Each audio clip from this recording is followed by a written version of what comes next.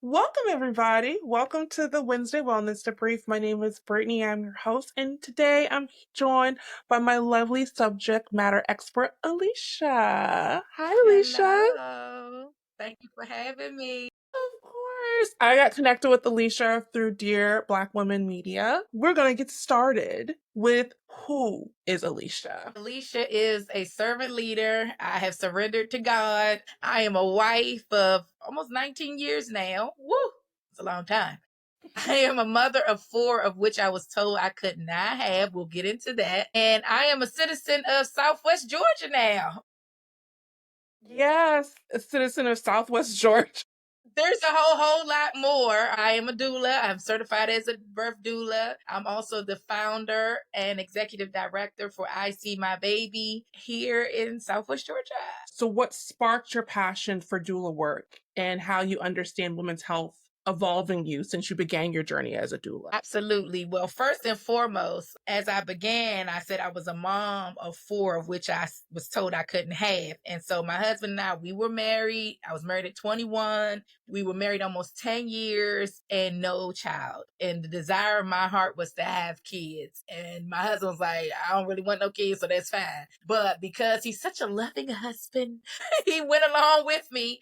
And we ended up venturing into in vitro. We went through 3 rounds. 2 were successful, but the baby did not stay. And then the third time, it just did not take. And so in that, I felt broken. My mental, my physical, my spiritual was just broken. And I felt like I was by myself, even though I had my family around me, my husband. I just felt like no one really understood what it meant to not be able to do the one thing you're created to do. And so in that, fast forward, we considered adoption and things of that sort. My husband's like, nope, because that's not a good fit for us. So I went back to the doctor and I was like, well, what else can we do? Because I know the desire of my heart. I want to carry a child in my womb. He sent me to a specialist, which because the opening of my lining was so tiny, it was smaller than the tip of a pen when he went in for the last in vitro procedure. So I went to that doctor. She just opened my lining up some. And I was like, well, what's next? And she was like, there's nothing else for me to do unless you're going to go back through IVF. So needless to say, we didn't do it. But my husband had a vision because at the time I was still angry and mad with God. And I'm very frank with that. You know, your walk is your walk. And so he had to intercede and speak to my husband and say, hey, we were living in Baltimore, moved to Maryland with your family because you're going to have a baby. And when he said that to me, I was like, well, if God said it to you, I guess it's true because he's not talking to me, you know. He's not my friend right now. We did that. Lo and behold, we stopped trying and I kept up with my doctor's appointments. And so my OB said they found something on my uterus. They wanted to do a procedure. I was like, fine. They said, well, come in, do a pregnancy test. So that way you can have your preliminary done before the procedure. I'm like, that's fine. I'm not able to get pregnant. So I took the test. They called me the day after to get everything going. They were like, well, Miss Hurt, we aren't able to do the procedure. And I was like, why? And they was like, you're pregnant. I was like, say what? And they was like, you're pregnant. So like literally that's how my journey started. And even throughout my pregnancy, you know, you read stuff on YouTube and, you know, you're just trying to figure out things. You go to Lamar's class and all that. But I still had that feeling of being by myself. So fast forward, now I have the 4 kids. I ended up having a miscarriage before my 4th, but I just was driven to advocacy. Like I said, I'm a servant leader. So in every endeavor and every entrepreneurial endeavor, I serve. And so that is how I became a doula. I was like, I'm telling my story. I'm helping other women. And this is a way that I can be a value add and say, sis, you have someone that's truly by your side that can help you navigate this process. It sounds like you went through the hills and valleys to get to this point, honestly. And that is, I commend you, honestly. As Thank someone you. who's planning on going on their own journey of motherhood this year, it is inspiring to hear your story that keep pushing through and the Lord will open the door. It may not be the door you're expecting it to be, but it may be the window over here instead. Amen. And what I teach here at I See My Baby is the 3 words, which is manifesting it, envisioning it, and believing it. And that is really broken down into my book, but it's basically saying I'm calling my baby to my womb. I am envisioning my baby. I am manifesting my baby. And I'm believing that God is going to intercede and give me the desires of my heart. I've worked in the healthcare field with women, and doulas weren't really a big thing, but doulas have now been more prevalent in healthcare with pregnancy. So, from your perspective as a doula, how do you work alongside medical professionals to provide a comprehensive care for the patient? Absolutely. So what we say is that we are a part of the support system. So you may have your spouse, you may have your mom, your sibling, your friend. We're that next person, or if you don't have them, we're your person. And we stand in the gap between you and the medical professional. And so we're not there to check you, to say, hey, the baby's coming out and help, but we're there to say, hey, mom, how are you feeling? Breathe this way. The term they just used means this. What they're saying is this. And then on the medical end, they may say, well, this is what we want to do. And mom is saying no. And I'm saying to them, well, mom's preference is this. Are there any other alternatives? How can we both satisfy both needs at this time? So we're true advocates in the sense, and ensuring that, especially here in Southwest Georgia, where there's a lot of disparity in maternal health, building that trust with both parties, saying, hey, we are both here for the same reason, to have a healthy baby and healthy mom at the end of this labor and delivery process. And that's especially here in the United States, especially with Black women, that's really integral. Because I went to school in Tallahassee, so I'm not. I know exactly the area that you're at. So yes, the doula services, as I'm learning more, is really integral to that bridge of communication between the provider who has their sense of what medically needs to be done. From your perspective, how does language and communication in a medical setting impact a woman's birth experience? And are we doing enough to ensure mothers feel heard and respected in those spaces? Well, I can say this. Here in Georgia, we have one of the highest maternal mortality rates in the U.S. We've had 24.5 deaths per 100,000 live births. So there's opportunity there. So that's telling us there's work to be done. There's support. We need to bridge that gap. Specifically with Black women, we're 3 to 4 times more likely to die with pregnancy-related causes. And so I truly believe that the work that we're doing is essential. Let's give an example of a C-section or cesarean. You're 39% lower chance of having one with a doula. Why? Because we're there to help you with your breathing. Before we even get to the labor process, you're educated, you're informed, you feel like I am in control of this. And then during the actual labor and delivery, we're alongside you, we're massaging you, we're setting the atmosphere, whatever that might mean for your practices and your beliefs, right? Then we're also alongside the doctor saying, hey, doc, if it is okay, instead of my patient or client being on their back, maybe we try another position. Maybe we roll on this side. Hey, we might even bring the ball with us there. Maybe could you pull out that mirror? Maybe her anxiety will decrease and her blood pressure will decrease when she sees that she's actually advancing. Pull out that mirror. Just pulling out some tricks to really ease the tension in the atmosphere. And I always tell my clients that, remember, you're not the only patient in that hospital or that birthing center. And so at the end of the day, it's like a number, it's pecking order. However, you have me. I am dedicated to you. And to me, that relieves a lot of the stress and anxiety. Also, having a doula, studies have shown that it lowers the risk of preterm birth by 22%. So these are real life numbers showing how we definitely can make an impact and change the trajectory of the maternal mortality rate. You go to the hospital and you're like, the doctor knows what they're doing. But sometimes it's kind of like, your body and you know yourself. And it's kind of like, well, I'm going to put my trust into the system because the system has said to trust it. But sometimes the system doesn't always have your best interest at heart. And you do need an advocate in there to no, I get why you're trying to do this, but it's not going to work for this patient. We need to maybe think of a different way to help this patient. Honestly. Or give her a little more time. One example would be my sister when she was having her second baby. They were like, oh, we've been doing this for a long time. We about to do a C-section. And my mom was like, no. And so we had a great nurse. And she literally said, baby girl, we're not doing a C-section. I need you to get up. I need you to muster up the strength. She helped to kind of stretch around the area a little bit. And my sister was a little uncomfortable.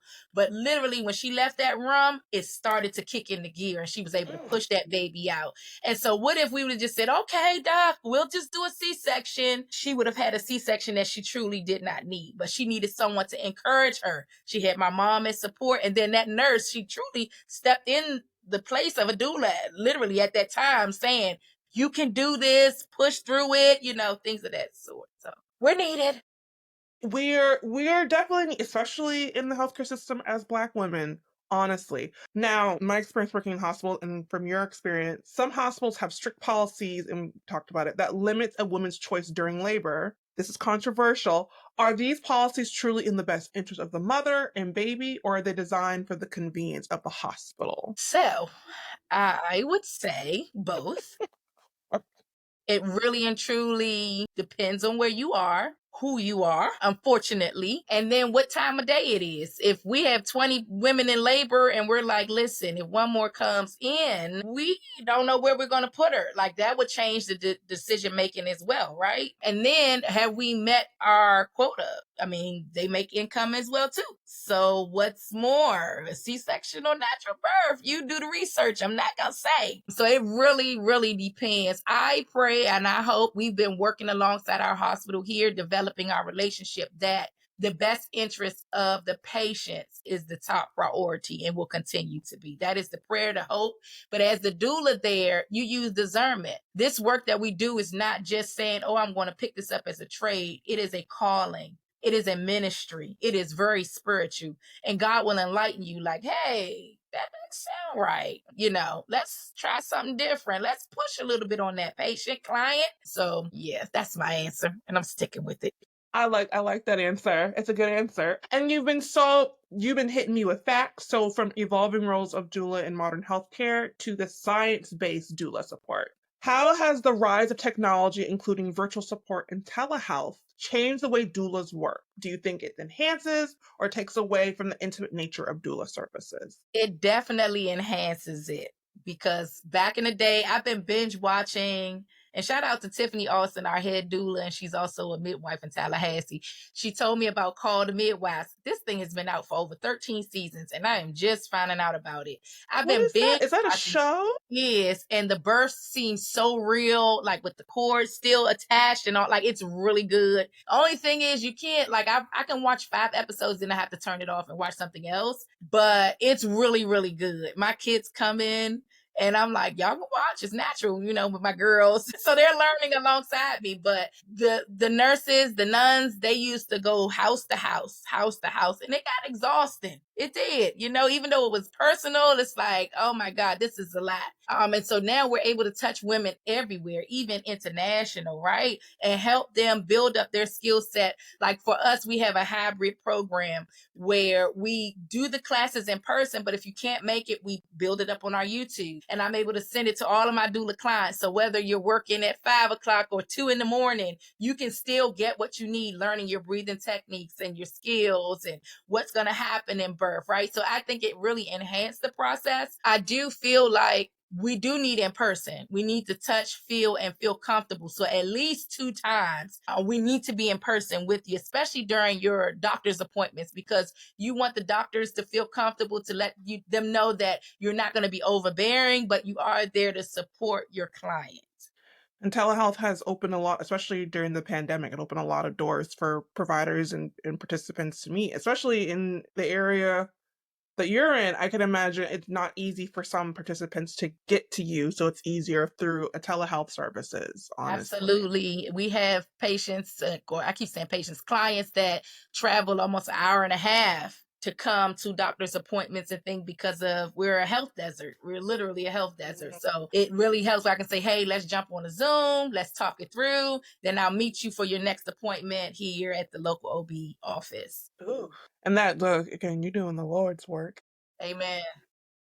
Hallelujah. We talked about it briefly. A doula's role extends beyond just physical support. There's a deep emotional and even spiritual connection involved. Is there any unseen or almost magical moments you've witnessed as a doula? Yes, I would say a teen mom initially the shock of being pregnant, being overwhelmed, not really being numb. So I'm like, how do you feel? Those first appointments and things. I don't know. To me, inspiring, motivating her, sending her words of comfort, saying, hey, rub your belly. You're going to start to feel this, sending her those videos to see the process. And now she runs up to me, and when she sees me in town, and it's like, oh my God, the baby's kicking, the baby's moving. You can just see the excitement on her face. And I'm like, yes, like it's not ideal. We get it. But this is God's blessing. You are able to carry a child, right? And she's embracing it, talking about her baby shower and things of that sort. And so it's a beautiful thing to see the change, and a quick change, right?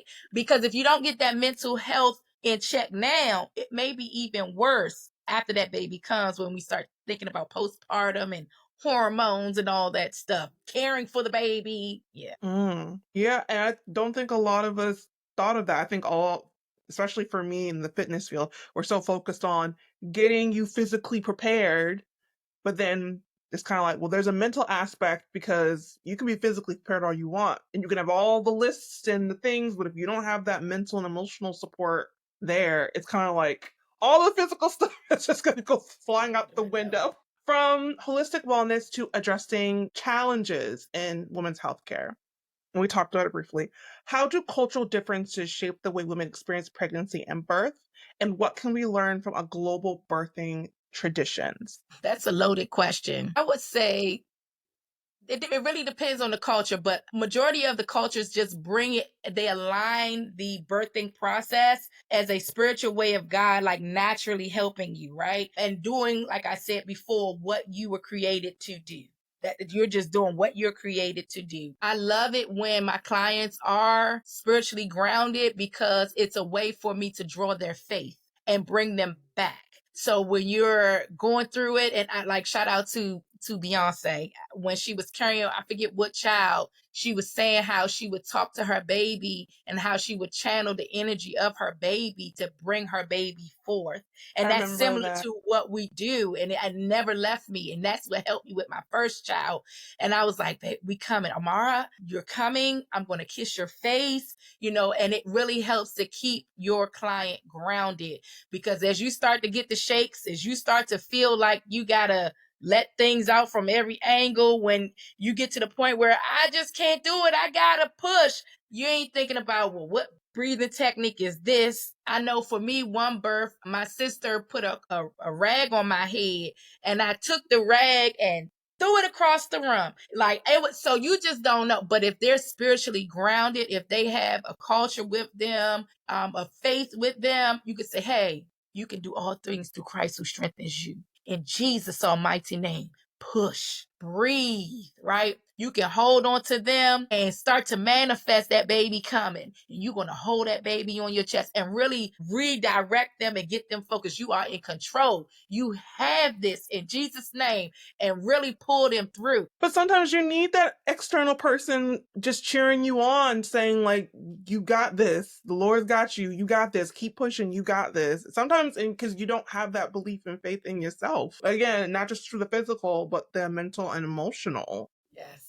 From that question to doula care has been shown to improve birth outcomes, yet it's rarely covered by insurance. Why is emotional, and again, this is controversial, why is emotional and physical support during birth not considered an essential part of healthcare? I think because as women, we're supposed to just endure. It's like, it's just what you do. And they're not really thinking deeper. I'm happy that Georgia is one of the states that they're on board now. They're on board, and Medicaid is covering some of the costs for doula services. Florida is doing the same. And so I believe I forget what other state was it Iowa? I don't remember. I was just reading that they're on board now. And so they're seeing it. And I believe it also is because we're speaking out more. We're not just saying we're just going to put up with it. It's fine. It's okay. No. It's not fine. It's not okay. I need the support, and it needs to be a part of my health plan. And me and you, we can go to the Capitol. We can talk to our council people as well to say, hey, we need this, because if you don't speak up, what do they always tell you? Closed mouths don't get fed. Have you experienced home births at all whatsoever as a Not doula? yet, but I can't wait. So here's the thing. Georgia does not permit that. And so, just a Really? little secret. It's not even a secret. It's a part of our plan to have a birth center, but we'll have to pivot until legislation changes here in Georgia, because you need to have a medical director in order to have a birth center. And so being in a rural town like I am in, like I talked to one company that said we want to do the same thing, and we've been waiting for a few years to find someone. And I'm like, oh man. So we're going to have to pivot, because we're so close to Alabama and Florida. We're looking for property there, so that way we can have a midwife. Like I said, her name is Tiffany Austin. She's with us. She can very well just run the birth center. But here in Georgia, we need a medical director, and that's just not something that is easy. Now, if we were in Atlanta, like they have birthing centers there. Yeah. Oh, they get everything. But down here in our health desert, it's not likely. I do trust in God, and I know he'll make a way, but he also gives you wisdom. And so if we want to move forward and have that service, we got to look elsewhere, right? You got to get creative. You got to think outside the box to provide that service. But once we are able to establish the birth center, oh yes, I'm be right in there. I can't wait. Watch it on social media, like, oh my God, look, and yes, get it, push, So not yet though. Well, I mean, because it's home birth, and speaking with everyone from everywhere is very controversial. Some people feel as though that home births are amazing, and some people are just like, no, strictly the hospital, and everything can vary. Why do you think it is one option is socially acceptable while the other one is often discouraged, possibly? Lack of knowledge, lack of understanding. Like I said, going back to the show, I've watched the Call to Midwives. That's what they did. They didn't go to, unless there was some type of high risk or some issue. And actually the doctor would come to you, and then they'll say, oh, ambulance time, come get her. But it all happened at home. I mean, you're comfortable there. That's your environment. You feel more in control. Whereas at the hospital, you're hooked up to monitors. And now so when I started having my kids, I was called geriatric. So they were watching me for everything. So I would not have been the ideal client or patient for a home birth. So it's not for everyone, but it's a lack of understanding. If you're healthy, if you're being monitored, if you're getting all your blood works and you're not having any type of ailment like gestational diabetes or any issues with your blood pressure, anything like that, and the doctor clears you, sis, try home birth. And the other part is you want to just make sure you have a plan B. So make sure your midwife will have a transfer plan for you. So if something goes awry, they can say, hey, such and such at the hospital, my patient is on the way. This is what's going on. Have the chart in hand and get you to where you need to be. I didn't even think of the transfer part. I think a lot of people think I'm going to be okay in this one location, but the transfer part, you put the knowledge into my brain. From addressing challenges to personal care as a journey. And you probably said it, what has been your most transformative experience as a doula? I would say the breastfeeding, because it was such a challenge. Because this is all personal to me. Like everything I'm doing is because God had me go through this. And I'm like, so my trial was a testimony to then help others. Gee, thanks, Lord. It wasn't just for me, it's for everybody else. So the breastfeeding aspect for me is just phenomenal as a doula. And so we recently had a patient that left the hospital not being able to successfully latch, which was similar to my story. At that first session, that baby latched and continued on. And so when I see the baby, I'm like, that baby getting chunky, that baby drinking that milk. So that's one part that I love to see, because you see the baby. I helped you, not help, but I helped as far as giving you the advice of what to eat, how to nourish your body and things like that. So while the baby was in there, but now the baby out. And so we're able to see the baby getting big, making those milestones, and what you thought you could not do, you're able to do. And then right there with me in the sessions, like I love the lactation part.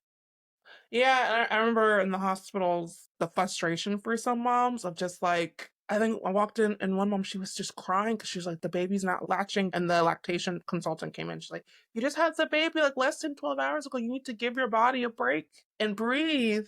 The baby can feel when you're stressed. Mama, just put the baby down for a moment and just let's go take a walk. Let's just relax. I think you've probably seen it. Women have this like the bounce back. Like, I need to bounce back. I need to get back to how I used to be. And it's kind of like you just literally had a human being. Give yourself the grace that you need.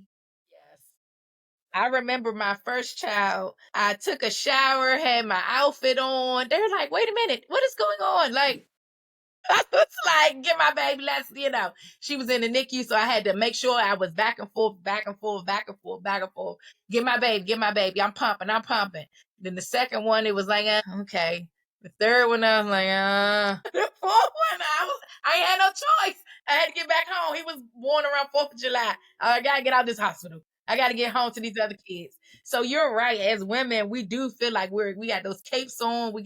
But I always tell my patients, my clients, you have to pace yourself. It's okay. And it's like talking to a brick wall, because I know I would have done the opposite. The DW meme, I can't read that sign, and you just kind of move past it. Yes. But I will tell you, it is critical to listen, because my 4th child, I ended up back in the hospital with post-eclampsia, almost died, didn't even know it was that serious, and was still breastfeeding and had my phone working because my husband refused to bring my laptop. And only recently, like a year ago, I really got to reflect on it when I was going to get life insurance, another policy. And they were like, no, you're not accepted. And then we did the research. They was like, because you had a kidney failure medicine. And I was like, a kidney what?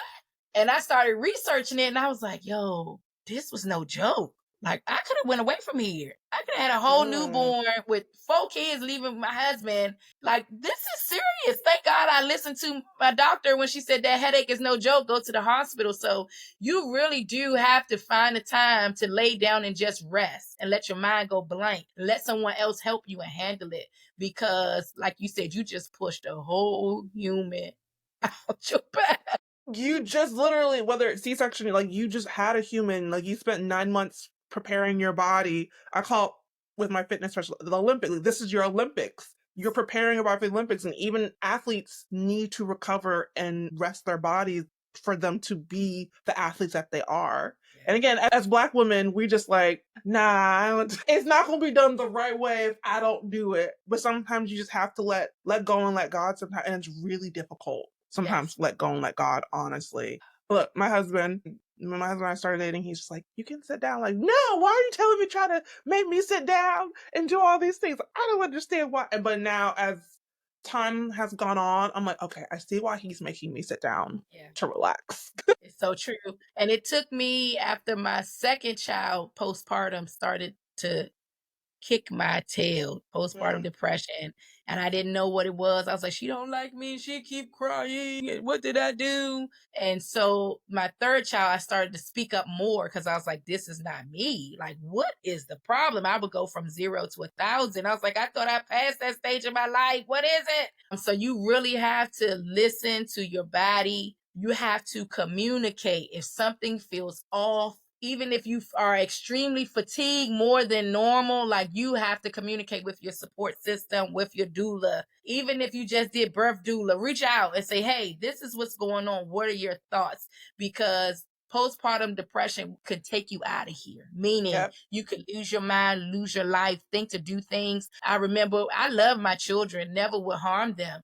But in that time of distress, going through postpartum, there are some thoughts that will go through your mind, and you'll be like, whoa, where did that come from? And you can rebuke it in the name of Jesus all you want, but it is postpartum depression, and you have to deal with it. You can pray. I always say you can pray. You have your faith, but you also need therapy as well. And that can be just in the form of communicating, or maybe some prescription. It really depends on where you are, what you need. And remember, there are no judgment. Everybody's walk is different. Yeah, I think a lot of people need to hear that sometimes. I think sometimes we walk through the journey alone thinking that we're in this by ourselves, but having that community is really important. Which leads us to the next question. So much emphasis is placed on the newborn after birth, and you and I have seen it. But what about the mother? In what ways do we fail to recognize and honor the transformation that mothers go through during this process? All the time. It's like, get my baby, you be fine. you'll be fine. But that's why you need a postpartum doula. That's why you need to educate your support person. That is the reason why, as an organization, this year we rolled out the men's support program, because we're like, wait a minute. So we're supporting the women. We're getting them through this, but then the men are alongside them like, yep, so I'm a new father. Yep, so I got to deal with all this mental health stuff. She's yelling at me. She's crying. What do I do, right? How do I hold this baby? How do I show up now for a baby, right? How do I go to work and come home expecting dinner and a house that's clean, and I'm getting the opposite? How am I going to exist and figure this out? And so we are educating them, giving them the tools to say, bro, you got this. Sound like my kids, bro. You got this. You can handle it. Let us give you the tools to support the mom. And so in supporting them, giving them the tools, mom is recognized more, appreciated more. They actually see what it entails to go through a C-section, to push a baby out, what the body's going through, how like your body and your organs had to shift. And now everything is trying to come right back in line. Like, she ain't gonna snatch back like you see the celebrities, right? Give her some time and still tell her she's beautiful, because you are. Like, we need that. No, you're not wrong. I've been taking some courses through Postpartum Support International, and they have a study specifically for men, and they're like, if the woman has postpartum, it increases in the men 50% for them to experience and get postpartum depression themselves. And like, a lot of people kind of look like, why do men get postpartum depression? That's dumb. I was just like, well, they're also impacted. Like, their life is also changed. Their partner is not the same person prior to them having. Their partner is probably going to be in a different mindset, and then there's more responsibility that they probably weren't expecting that's going to fall on them. They're like, oh, I wasn't, and I've heard it in the hospital, like, oh, I wasn't expecting all the responsibility to fall back on me. And you're just like, yeah, the person that just had your baby is literally incapacitated for a little bit. Like, you gotta, and I think for a lot of men, they're just like, I don't know what that step is. And especially in the culture and society we live in, men aren't allowed to have that space to be vulnerable and acknowledge, I'm really scared and I don't know how to help my partner and I need help. And I think if that education was given to the partner, it would make the process a lot easier for baby and mom. It's my first baby. Like I said, we had issues latching. So I had a lactation person come to the house. Didn't even know that was a thing until I really pushed. They came to the house, we did sessions. Even with the sessions, I still didn't successfully latch because I'm introverted. And so it takes a little more effort. And my friend came over, shout out to Stephanie Harris. She helped me a little bit, gave me some tricks. She was like, give me some milk. And she poured it on me. And she was like, now the baby gonna get a little bit of it and get that baby on there. And I just continued to practice. It took me 3 months. And it took my mom every day. May her soul rest in peace. Every day when I came home from work, are you full? Put the baby on. And one day she latched. I'm getting emotional. Oh Lord, let me get it together. She's 10 now, but she latched and I was like, she's drinking milk. And so it was on then, right? And it took my second child. I told you I was having baby blues, and my husband would say, are you full? She never wanted to latch. She still didn't latch, even with the work and the effort, but I appreciated him because he would make me put her on a little bit, put her on. She don't want it. She don't. And he just continued. Then number 3 came. She was fine. It was like, come on. And she was like, this ain't enough. I need more. So I needed that support around me. I needed my cheerleader saying, you got this, you can do it. And it came in different shapes and forms. And thank God for my husband. He didn't get any education, but God gave him some wisdom. I see that she really wants to do this. It is a benefit. I've seen it with my other children. Let's encourage her. Let's push her. What's in there? How much water you drink? And he's a trip. And so it was like, all right, let me get this milk. And then it was expensive too. So get that milk. It's like, get all the milk. But you mentioned there are different types of doulas beyond birth doulas. There are postpartum doulas, even fertility doulas. Can you share any knowledge you may have of additional roles that doulas play? Absolutely. So it depends on what you need. So when we do our consultation, we ask you, what are your heart's desire? What is the perfect birth journey for you? Some women may say, I don't really want you in the birthing room with me, but after I get home, I need you. That makes a difference. So there's a birth doula. There's a postpartum doula. They have a doula called a full spectrum doula, meaning she will cover your whole process from beginning to after that baby is here. Or if you do postpartum, you can just have that person as you need them at home, meaning they can wash clothes for you, wash dishes, take care of the baby. If you have a culture preference of wrapping your belly, they can help you with that. If you just need someone to sit with you during the day and maybe teach you how to, like, they help you with all of those things. If your outcome is not the desired one where your baby is not here anymore, they do have a doula that helps you with your loss as well. They also have abortion doulas, meaning they specialize in women that have gone through abortions and need to still go through the full process because, of course, you still have your milk supply coming, you're still feeling those hormones, they're leaving your body, and then you need support because you're not physically going home with a baby. So, yep, they have those doulas as well for you. And again, like you said earlier, how we have virtual services, there are virtual doulas that are there with you, give you the tips, give you what you need virtually instead of in person. There are a whole other slew of names, but those are the basic core doulas. And a birth doula can help with a natural birth or a C-section. There are doulas that just specialize in C-sections and doulas that just specialize in natural birth. So it just really depends on what your need is. I only knew of birth doulas, and I heard a little bit of postpartum, but there's an array of services that are offered for doulas, which is fabulous because sometimes you just need somebody. You just need somebody to talk to. Yes. And that understands, and you're feeling like, well, no, I'm embarrassed. And she's like, girl, please, that's part of the process. You're like, oh, for real? I didn't know that.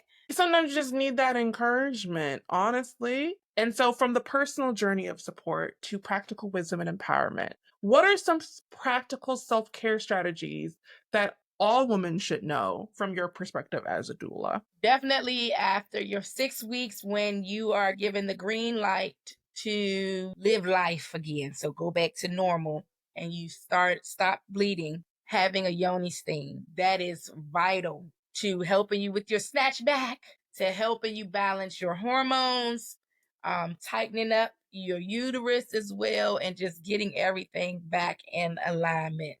It's spiritual and it's physical attributes to doing the yoni steam. And that's one I tell everybody. 6 weeks postpartum, that doctor give you your green light. Come on and see me so you can steam. Also, resting, staying hydrated. Like when you want to lose weight, what they tell you, eat right. It's the same thing. Like you have to. You got to go back to the basics and really to build yourself back up and pace yourself. I remember all my babies I was working, except for the last one, thank God. Well, not really thank God, but I wasn't working as much because I was helping my mom. She was going through her cancer journey. Needless to say, all the other kids, I had to go back to work. Some may have been 6 months, or when I was working for the school system, it was like 3 months. When I got back to work, I was like, I got to get back into the hustle and bustle. Of course, I'm breastfeeding, so I had to get on a schedule for my pumping. It was a lot. It was intense. And I felt like I just didn't have the stamina. It's going to take time. You can't compete. You can't go back to what it was. It is okay. And your employer, there are laws and policies in place where they cannot discriminate against you. And they will not. Majority of them, they will have a space. They have to have a space for you to breastfeed. They have to know, hey, this is your schedule. Of course, you still keep up your workload, but it's going to take some time. The other part is do not sacrifice your baby, meaning your pumping schedule for the sake of your work. Work is going to get done, but the baby still needs to be fed. And then also be okay with raising your hand and say, I'm not okay, or I need some additional support, because you may have in your mind what they're going to say. They're going to fire me. They're going to feel like this. Majority of the employers will be the total opposite. They may even say, hey, take a little bit more time, or if there's flexibility in having a hybrid schedule, being flexible. I've had phenomenal employers that supported me in that. And I feel like I was the one giving myself more pressure than they actually were, because I wanted to get back into it quickly. Yeah. And again, I think all of us have been through it where you're just like, they're not gonna like me. And then they're like, no, I'm glad you told us so we can help you because we want you to stay. We want you to stay employed. We just want to know what's going on. It's very hard because again, we internalize a lot of things as women, especially as Black women, of just like, no one's gonna understand, so I'm just gonna carry it on my back, not realizing it's literally breaking your back. I can imagine, I'm not there yet, but as a mom, you're just like, I think of the baby, the breastfeeding, all of these things. My house, is it clean? Did my husband get to this? Did this happen? Did the bill get paid? You're just like, the mental load that is. And I can see why within the year, because they did a study, like the year post is basically when a lot of the maternal morbidity happens. It's like a year after because so much stress on the body, honestly. Absolutely. So those self-care tips, back to basics, are really important. So some cultures treat pregnancy and childbirth as sacred rites of passage, while others see it as purely as a medical event. How do these differing perspectives impact the way women experience birth? It depends on you, because I am the type of individual, I don't care what you say. And it took me 41 years to say that, right? But I'm going to feel how I want to feel. I know it's a blessing. That's like me always talking about my kids at work and stuff. I'm like, I don't care if you don't care. It's a blessing. Like, let me tell you, I'm told I can The have journey you went through, you look with a megaphone on the top of a mountain. Like, this is what happened. That's me all the time. They like, I know, poor kids couldn't have it. Like, I'm telling everybody, God save me. You hear me? And I feel the same way about the topic that you asked. It really depends on the individual. If you're one that just is like, oh, this is what they say and this is how it is, and that's how I'm going to, hey, no judgment. I'm just telling you for Alicia Hurtt and any client that I see. And if I feel like, oh, it's just something to do, no, I'm going to build you up, because we're about women empowerment. It's not just a medical thing. Girl, let me tell you, let me go on back in ancient times. And you be like, oh, Lord, I ain't come for a history lesson. Well, you going to get it, because I need you to understand what you're doing is significant. Okay? It is significant, honestly. And I think for some people, it is depending. As I'm going and I'm doing my research, I'm taking it more as a spiritual, like this is a changing process, where I've heard people communicate in a more medical sense. I'm like, well, that seems very impersonal. You're going through all these changes and you're bringing this brand new person into your family. It is a village spiritual experience. I like it. It's like, it depends on what you want. You don't have to put it in a box, which I think I've seen a lot of, like, well, you need to do it this way or that way. I'm just like, oh my gosh, it's really drastic just to put it in a box and just be so finalized. Yeah. Where birth is not a finalized thing. Things could change at the drop of a dime, honestly. Every baby is different. Every baby is different. And it's so funny because people would say, well, how was your labor? And I'm like, man, that don't stand true. But as my kids are growing, I'm like, yeah, that kind of stands true. Aubrey kept playing that cat and mouse and she didn't want to really come out, and she was in there chilling, like, and now she's just like, Mom, and I'm like, oh God, they were right. And she, like, literally, the nurse was like, hold her in. And the doctor had to run and catch my baby before my baby fell. And she's that way today, independent. I got to do it. It got to get done. I will say this, and my sister will probably like roll her eyes at me like whatever. When my mom delivered my younger sister, the doctors they delivered her, and the doctor's like, is she fighting? Is she fighting? She's physically trying to fight the doctors physically. And to this day, my sister is very much a person of like will confront you of like, what's the problem? I don't understand. I don't understand why you're so upset. And we're like, Karen, like, you can't just get in people's face like that. She's like, why? They have an issue. Right. They have an issue with me. I'm trying to figure out what their problem is. It's like, oh, God. She told y'all when she was born, I'm here. Get off me. Let's go. Oh no, it was a different, my parents, it was a different experience where I was the very calm, very woo child. My sister was just like very much talking back, like, you ain't finna talk to me that way. I think that probably impacts how people experience it. But Miss Alicia, we're on to our last question. Okay, let's go. What is your ultimate hope for the future of women's healthcare? Pray that all women, ALL, feel that they have an advocate and that they are supported during their journey, that what they say carries weight and substance, right? And I'm not making up this headache or this pain. I pray that as an organization, we're able to be in all of the states and international and have a safe haven for women, so that when you're thinking of being pregnant or you're going through infertility, you're like, yep, I'm calling, I see my baby. So that is my prayer and my hope, and that we also can have a great relationship with all of the hospitals and facilities, and that they don't feel like we're a threat, that we're a value add to the team to make the birthing experience phenomenal. I love it. I think that's important, and that's why I'm so passionate, especially about women in healthcare is women having a voice. And sometimes, as someone whose job is basically to do medical records and compliance, sometimes I hear the feedback, and a lot of times it's women that like, I don't feel as though I was heard. I don't feel as though that I was seen. I don't feel as though do. And what you said, it hit something for me. It hit deep for me.